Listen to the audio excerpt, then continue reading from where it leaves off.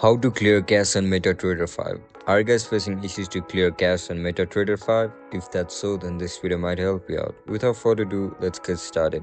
First of all, open MetaTrader 5 on your iPhone or mobile devices. Once you open the app, now click on Setting. Once you click on Setting, now again tap on Settings. You can see multiple options over here. Tap on Storage. Once you click on Storage, you can see two options: Clean App Cache, Clean All Caches. If you want to clean all caches, then just simply tap on Clean All Caches. Now tap on Clean, and that's it, guys. That's how you're gonna clean cache on MetaTrader. And that's it, guys. That's how you're gonna clear cache on MetaTrader 5. If you guys found this video helpful, don't forget to like, share, and subscribe to our channel. See you in the next one. Bye bye.